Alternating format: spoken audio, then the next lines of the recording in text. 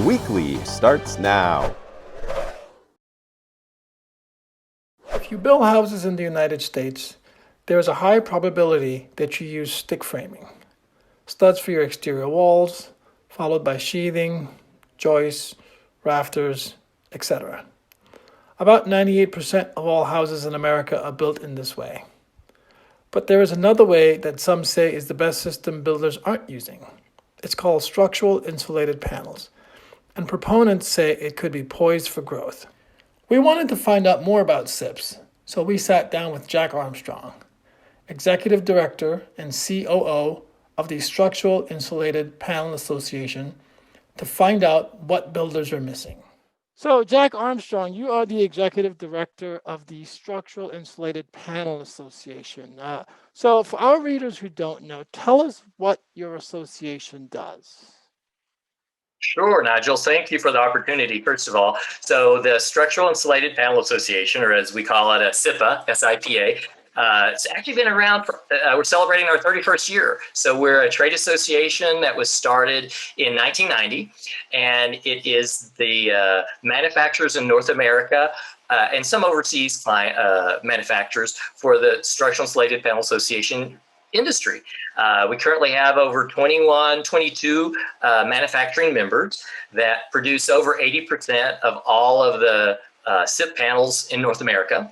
But we also have a base of suppliers to the industry, over 30 suppliers, as well as some 75, 80 builders that build exclusively with SIP panels, as well as probably about 40 design members. So whether they're structural engineers or architects, things of that nature, and some associated organizations. But really, we're kind of the go-to organization for educational information and subject matter expertise about SIP panels. So for those people who don't know what a SIP is, what exactly is it? Great question. So a SIP is actually, we say a structural insulated panel, but just imagine a foam core, anywhere from 4.5, 6.5 up to 15 inches thick. And then on the outside of that foam core are these structural facers. So imagine like an ice cream sandwich or an Oreo cookie, if you're a visual person.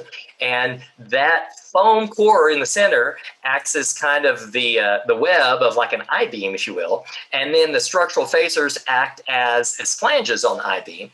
And so the entire weight of the structure is actually carried by the facers, by those by the structural insulated oriented strand board, OSB, could be plywood. Sometimes they're metal skins, metal facers, or even cementitious skins like magnesium oxide or some other high performance concrete skins. So typically in residential construction, though, the panels are made from oriented strand board, right? Exactly. I'd say 90% of the industry for structural panels is oriented strand board. Sometimes you see plywood as well, but the main reason why the industry likes OSB, as we call it, is because you can get it in these enormous sheets up to 24 feet long and 8 feet wide. So the robotic equipment that cuts out the walls and the windows and things like that, there's just a lot of scale and efficiency. So actually the picture behind me, it just so happens that you can see right there, is like a whole wall that is cut with wall panels for the windows and the doors. So you can do that at a really nice scale and production with these jumbo panels. Okay. So if a builder says, you know what, I don't want to use OSB, I want to use plywood, what's the biggest size panel you could get? Typically, plywood comes commercially available in kind of 4x8 sheets. So the panel sizes would be smaller. You might be able to get a little bit larger than that in some industrial applications, but the only thing you're really sacrificing is just the speed at which you can assemble panels or roofing. So as opposed to, having a whole roof panel that you might set and do the roof completely in a day with, 8 or 10 or 15 panels, you just would need more panels. Right. So more panels just means more joints and more labor. Okay. So let's talk about the benefits of SIPs, because the industry touts it as a solution for a lot of problems. So let's go through those for a little bit. What's the main benefit of building with SIPs panels? Nowadays it is lower labor costs, and lower labor needed, and lower skill set needed to assemble, the wall assemblies and the roofing assemblies, because ever since the Great Recession, in 2008, just such a huge number of people have left the construction industry. There aren't as many framers around, and there aren't as many things like quality, wood products, 2x4s that aren't, twisted and super expensive or hard to get. So mainly the first issue is speed and labor. The second issue, it's really around structural stability and strength and quietness and insulation. So for example, when you're building with traditional construction with dimensional lumber, light frame construction, you have a support member every 16 inches on center, every 24 inches in center if you're doing advanced framing. Every time you have a piece of wood in the wall, that's a place you don't have insulation. So we call that the framing factor. So when you look at a traditional wall, 2x4 kind of wall, maybe has a framing factor of about 25%. So 25% of the wall is solid wood, meaning 25% of the wall doesn't have insulation in it. Right. And if you go to advanced framing and, maybe 2x6s, 24 inches on center, the framing factor falls, but it falls to maybe 16, 17% of solid lumber in the wall with no insulation. With a structural insulated panel, the framing factor is 3 to 5%. So that means there's only 3 to 5% of these thermal bridge short circuits in the wall where you don't have insulation. So the whole wall R value is almost twice as much for a SIP as it is for, say, a 2x6 framed wall. Mm-hmm. And so from what I know about SIPs and covering it for many years, the only thing that you have is the spline where the two panels sort of sandwich, correct? That's true. In traditional SIP construction where the panels come together, you can have a surface spline. You can actually have, if you really need it for structural support or for certain axial loads or loads, on floors above, you can put timber in there or I-joists like for roofing. But in general, you have these block splines that don't have a solid wood pass through, so you don't have that short circuit of energy. Because, by insulation value for foam is, say, EPS foam is about 4 per inch. For wood, it's only 1 per inch. Right. So you can see every time you have those solid wood members all the way through, it's like a highway for energy to pass through. Mm-hmm. Now, I think a lot of people understand the energy efficiency story of SIPs, but some of them, they don't understand the strength because they see wood as adding strength to a wall. What is the strength comparison to a SIPs house built with comparable dimensional lumber? Yeah, that's a great question. To kind of really put it, oftentimes a SIP wall is sometimes 1.5 to 2 times stronger than a conventionally framed wall. The fallacy to that is people say, well, you can build any wall to be any strength you want, just with more support and more fasteners, more nails. By comparison, because the loads on these spacers, these structural skins on the outside of the foam, are continuously adhered, if you compare the support surface of a SIP, how much wood is in contact for support, for a SIP, it's almost like building out of 2x10s instead of 2x4s, because there's so much more wood surface area that's bound, that's actually carrying load.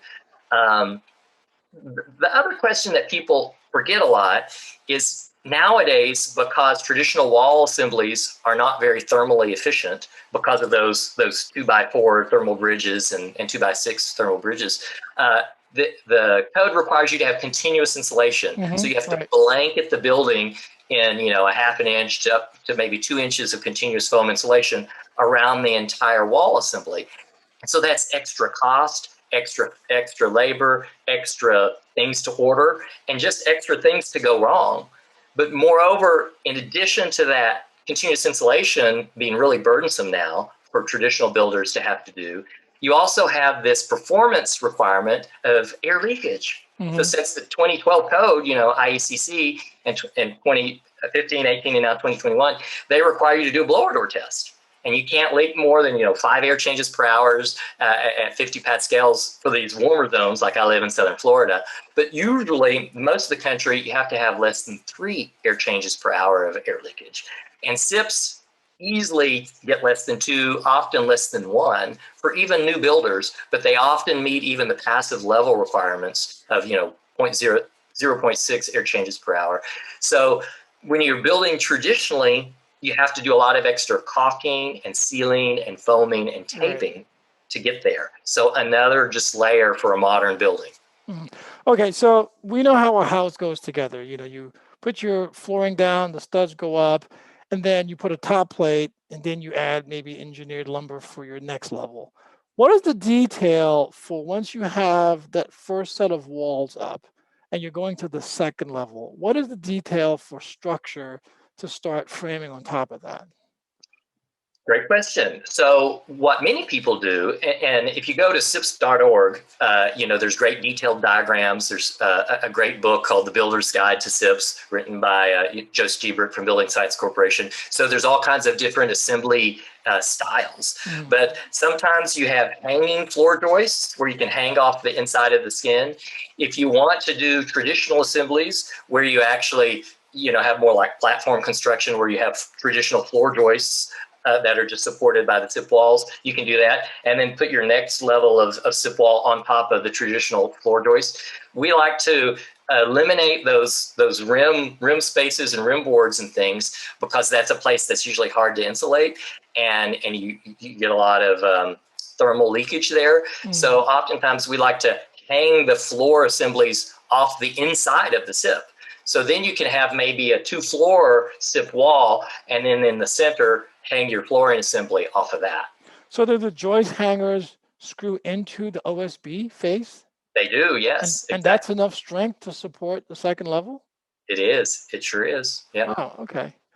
So, I'm sorry, go ahead. You have also the opportunity, since you're at the top of that SIP, you can even reach over with some of the fasteners and the hangers to the outside skin, or also on that top plate, on the cap plate. So you're not just supporting off of the inner layer of the OSB skin, which you can with enough hangers, but you can also reach over the top and have that additional multi-skin support. So let's say if the wall is a 6-inch wall or 8-inch wall, so would you put a piece of dimensional lumber on top of the SIPs going all the way around? Exactly. There's always a piece of dimensional lumber inside the SIP pocket over the foam, and then you have a cap plate on top of that. And that's how you make sure you distribute uniformly the loads between the different SIP walls that are connected. And so you're never over a SIP joint completely. You have a cap plate that's staggered over those wall joints. That makes sense. Okay. So in terms of design, I've heard people say in the past that SIPs are great for when you have nice straight walls, but when you start adding dormers and corners and that sort of thing, it's not as easily to do. Is that correct? Actually, I'd say just the opposite. That's where SIPs shine. You can have pre-done dormer assemblies that are all out of SIPs, and you just plop in the whole SIP dormer assembly. The more complicated the SIP roofing design, the roofing design, the more easily it comes together with SIPs, because these are all cut with, CNC computer-aided numeric cut equipment. And so the tolerance and the angles are just perfect, and it snaps together just seamlessly. Whereas when you try to do that in the field, sometimes with traditional construction, you start to have a lot more connectivity details. So there's some great examples and brochures that we have at SIPS.org, and even in video training, where you see some pretty complicated roof designs coming together. We call it the BEST, Builder Education with SIPS Training. And there's a lot of these kind of connectivity details and resources that people can look to. Right. Okay. So now you talk about labor, you talk about energy efficiency, speed of construction, and all of those things. So if someone says, well, I can frame a house cheaper or more cheaply than I could a SIPS house, how does it relate to cost, and how do you actually compare the two? Because with SIPs, you're getting a lot of things built into one motion, but with with dimensional framing, you have to then go back and maybe put the insulation inside and then put the insulation outside and air sealing and all of that stuff. So how do you compare the two? Yeah, the value proposition has really improved significantly over the last, I'd say, 8 years, and specifically in the last year itself. Yeah, for sure. In the old days, the SIP wall was a Cadillac wall assembly, and it was more expensive, and you had to really think about the downstream savings and efficiencies and the energy saved to kind of help you pay the wall back and then still be ahead in the long run. Once the 2012 IECC kicked in with air change requirements, air leakage requirements, and continuous insulation requirements, it really added a whole new dimension of complexity and cost for the builder. But moreover, nowadays, the cost of timber, of dimensional lumber, has gone through the roof. Yeah. And so a framing package just in the last year alone for dimensional lumber has gone up $20,000. The frame for an average 2,000 square foot house, the average SIP price increase has only gone up about $5,000 because there's just that much less lumber and timber in the wall. And so right away now you have easily a $15,000 ahead of the game. Before this crazy run up in pricing, we were saying that a SIP package is about cost parity. By the time you factor in your speed of construction, the fact that you don't need, continuous insulation, you don't need all the laborious air sealing, and also other efficiencies like the walls are straight and true. So, the cabinets hang perfectly every time. The windows go in perfectly every time. You don't have all that nail pops, where the builders come back after 6 months and kind of fix all the nail pops because the wood's dried out. We used to have to rely on those to show that SIPs were actually a better deal. But now in the current environment, SIPs are, I'd say, easily equal and really less expensive without even having to look to some of those other cost synergies down the road, like, the cabinets hang perfectly or the walls are true and straight, things like that. So it's a better time now than ever to actually build with a SIP. So normally when you're talking about SIP's share of residential construction, single family, you're usually looking at what percentage of the total number? It's pretty small, right? Yeah, it's hard to talk about units per units because some houses are all SIP walls, but they're traditional roof, or some houses are all SIP roof, but traditional walls. If you really look at the number of, square feet, there's about 120 million square feet of SIPs that go into construction nowadays. And, that's out of 2 billion square feet of roofing and a little less than a billion and a half square feet of walls. So we say it's about a 2% market share. If you say probably 1.5%, but it's really underrepresented for the power that it can bring, without a doubt. And the main thing is just builders are used to doing things the same way. Right. So not only is it dealing with the trades and worrying about, well, gosh, I'm going to have to show my electricians how to do electrical now in SIPs, which, by the way, is easier and faster. And I'm going to have to show the plumber how to do it, which, by the way, is easier and faster. But it's just a change. But more importantly, you don't just call for your timber package and have them bring it out and put it on the slab for you to start framing with a SIP project. You have to start, 6 weeks before you want the SIPs to even be delivered. And since SIPs are kind of one of the first things that need to come, it's almost like ordering a specialty window package. And you plan that it's going to take me, 6 to 8 weeks. I need to send them my drawings. They're going to put it in the SIP package. They're going to send the drawings back to me to approve. Then they're going to manufacture the SIPs. And oh, by the way, I have to pay 50% as a deposit for this specialty package that's going to come because nobody else can use these specialty cut, panels. Yeah. And so it's just a mindset change of I got to start earlier and I got to pay in advance for something that normally I didn't. Yeah. And so that's part of, you might say, these gears grinding of going uphill or just, you're trying to change people's habits. So are you? What do you think the market looks like? The future growth of SIPs looks like, considering what's happening now with labor and construction pricing? We just had our our annual meeting summit today virtually, and our our manufacturers are busier than ever. They're sold out because people can still get SIP panels to build with. They can't get dimensional lumber, and they can't get labor to install them. And so since, I don't have to tell you now that we're in March of 2021 right now as we're filming this, building inventory is at an all-time low, and people, they want the ability to finish units and to actually close in jobs and projects. So from the residential standpoint, I think it looks strong. Especially it looks strong as more and more states are adopting the more modern building codes. Most states are, one or two codes behind. So a lot of them are leaving their 2009 or 2012 coming into 2015 or 2018 code. As you do that, and you have to get to those new energy requirements and air leakage requirements, people are really starting to see, oh, wow, I can get, less than 1 air change per hour air leakage rate with a SIP with no sweat. Yeah. So I think those are some of the great drivers that you'll start to see, in addition to things like the homes are quieter, they feel more comfortable.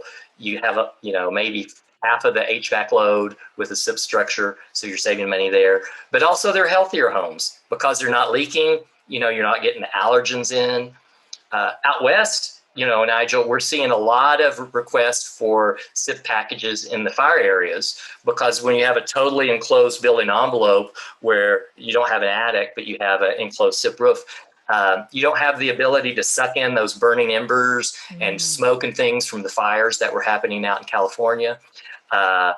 What we're seeing down here in Florida, where we've passed all the high velocity hurricane zone missile impact tests for hurricanes, because the attics don't exist, the no ventilation in the attic with the total SIP package.